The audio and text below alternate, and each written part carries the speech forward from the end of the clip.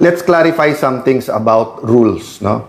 Sa rules muna mismo ng Senate, nakalagay doon, simple majority can amend. Again, emphasize ko kasi binabaliktad ng ating kaibigan ni Senator Lacson. Sabi niya, okay lang pag-usapan yung rules, wag lang i-railroad. Wala pong railroading. Ang sinasabi po kasi niya, nasa committee yung rules. Ang plenary po, or yung plenaryo, ay mas powerful sa committees. Ang mga committees parang bowl po yan. Pwede mo ilagay dyan, tapos i-process sa bowl, or pwede mong tanggalin, ilipat sa bowl, or dalhin sa plenary. Ang rule po ng Senate, hindi po kailangan dumaan ng katulad po ng pinagdadaanan ng bills. Kasi ang bills po nasa Constitution may first, second, third reading. So we were not violating any rule, and in fact, May 11 pa nag-start yan. So nasa nagsasabing nagmamadali kami, May 11 pa yan eh. So sabi nila, Monday na lang. Bakit? Kasi po, iilan lang sila nandun during that Tuesday night. But the point is, we were ready to defend and talk about the proposal. Ang dami na po lumabas na hindi totoo. For example, for any reason, pwede mag-online. Hindi po. Ang nakalagay po dun sa proposal, justifiable reason. And the Senate President still has to consult the Majority Leader and Minority Leader case-per-case basis. So, hindi po to blanket na anytime for any reason, pwede ka na mag-online. O sabi pangalawa, pandemic lang kasi to bringing up. Hindi po. Panahon pa ni Senator Trillanes, kay Senator De Lima, bringing up na po to. Yung ibang nagkri-criticize po ngayon, tingnan nyo po yung mismong sinulat nila at reasons nila. They were arguing from the point of view of representation. So, representation is very important now. Why? Because it's all about control. But before I talk about control, Senator Pia reminded me na binabasa niya, ang dami na lumabas about participation sa impeachment through online. Wala pong katotohanan na yung amendment ng rule na to ay nakaugnay sa amendment sa rule sa impeachment. Bakit po? Unang-una, inadapt na po namin yung rule sa impeachment. Pag binago namin yun, ipapublish pa, tatagal pa po yun. So, ngayon po, ang pinag-uusapan ay rule sa Senado. Wala pong katotohanan yung mga nagpo-post na nagsasabing ito po ay may kinalaman sa impeachment. Why is control important? Because the control, the chairman, schedules the hearing. So meaning, kung mababalik sa kanila, iske-schedule ba nila yung flood control hearing? Kung iske-schedule nila, kontrolado din po ng majority at ng chairman sino ang iimbitahin. Kontrolado din kung once a week, once a month. Dati po, wala naman yung partial report eh. Kaya nga, paulit-ulit ko sinasabi, ang kailangan impartial, not partial. And paano ka maglalabas ng partial na hindi mo pa nabubuo yung theory kung ano talaga nangyari? Tignan niyo po, sabi ng Office of the Ombudsman, may mastermind. Sabi ni Senator Lacson, walang mastermind. So, paano ka maglalabas ng report na partial pa lang? And then, paano nangyari yon na panay oposisyon, na panay sa Senado? 1 trillion budget sa administrasyon, walang involved dito.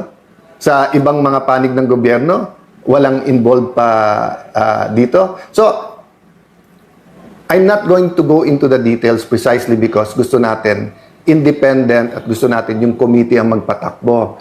Nagulat lang po ako na sa lahat ng pwedeng maging reaction ni Senator Tito, sabi niya it's illegal. Papasalamat ako sa mga matitinik nating mga netizens na una pa kayo na tinignan yung Section 18 ng rules ng Senate at yung Section 20 ng rules on investigations in aid of legislation. But assume natin tama si former Senate President Soto at bawal mag-create ng subcommittee. Hindi po bawal nasa rules po yan. But sabi mo, then all the majority has to do is for the chairperson, Senator Pia Cayetano, to come out herself with the notice on Monday. So, ang point ko, sa lahat ng pwedeng reaksyon, bakit parang ayaw talaga na ituloy ito? No? So again, we're not here para manggulo. Kami ang ginugulo. We're not here para dagdagan pa ang problema ng Pilipino. We're here para yung hindi maayos, ayusin. So until we have true repentance and true reforms, corruption will continue at the highest levels. I was sad because I've been saying this for 3 weeks. I've been saying independent investigation because I do believe the president is being given wrong information.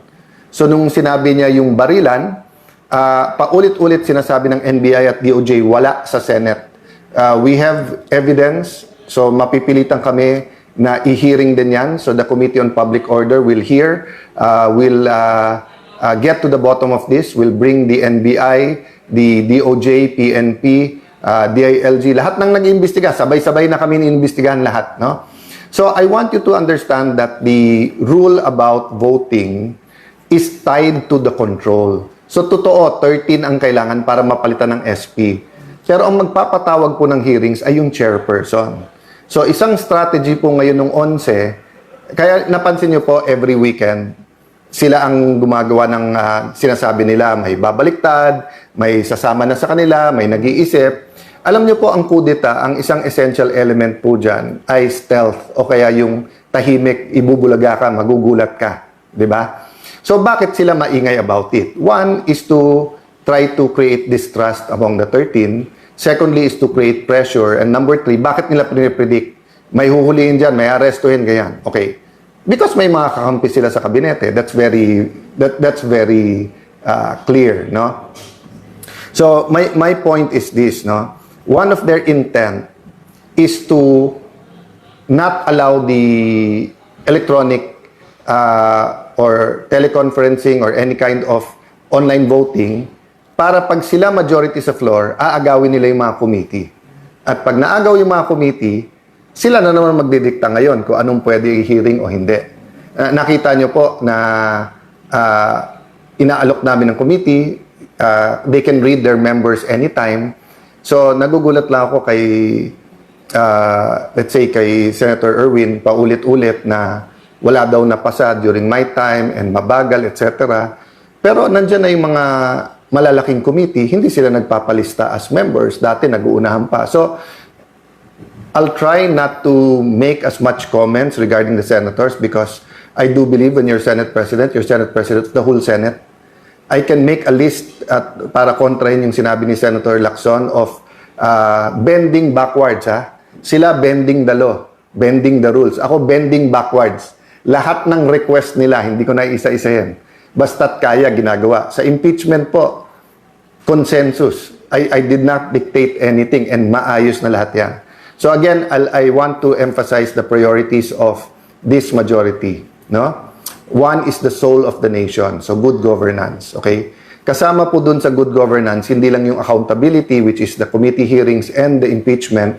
Kasama din po dyan yung mga legislation that goes into the real numbers o yung economics para hindi gutom mga ating mga kababayan, para walang temptation for crimes and for corruption, di ba? So, kasama sa good governance, accountability, blue ribbon, kasama din po dyan yung impeachment, no? Then, as I said, kasama din po dyan yung real numbers. So, many other things will come up. There are administrative things, but as you see, no?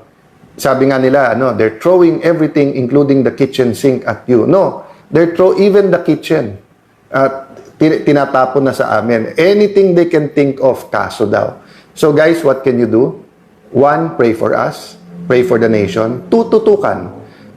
Res ipsa loquitur. The thing speaks for itself. Read between the lines. Anyone can speak. Pero tignan nyo kung sino nagsasabi ng totoo. So let me stop there and ask for prayers, for reflections, for insights during this weekend. Hopefully, both sides will have their numbers in full force Monday. But yun nga, tuloy kasi yung takutan at yung sinasabing maaresto na and then kung sino-sino ninename nila na babaliktad. What's happening in the Senate, lahat tayo may stake dyan. Ang ating, pati yung hindi pa botante, all Filipinos have a stake there because we all came together under different constitutions saying that check and balance and an independent legislature is good for the nation. Because in the past, pag na-concentrate ang lahat ng power sa isang opisina o tao, abuse ang nangyayari. Ngayon nga po, separate ang House at Senate, separate ang judiciary, separate po ang executive. Nagkaroon ng flood control scam. Nagkaroon ng kung ano nung smuggling. Nagkaroon ng